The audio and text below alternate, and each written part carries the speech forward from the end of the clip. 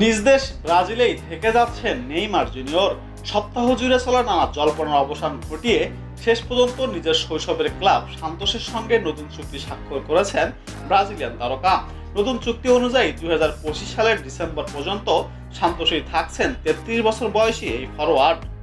চলতি বছরের জানুয়ারিতে সান্তোসে ফেরেন নেইমার জুনিয়র। সেই চুক্তি অনুযায়ী তার মেয়াদ শেষ হওয়ার কথা ছিল 30 জুন।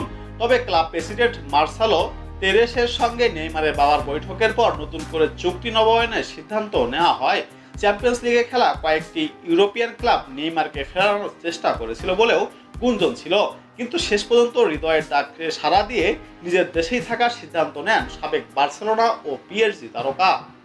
এদিকে বাকি বছরটা ইনজুরি থেকে দূরে থেকেই নিয়মিত মাঠে খেলার মধ্য দিয়েই জাতীয় দলের কোচ কার্লো আনচেলত্তির নজরে থাকতে চান নেইমার জুনিয়র। তার লক্ষ্য 2026 বিশ্বকাপে চতুর্থবারের মতো ব্রাজিলের জার্সিতে খেলা।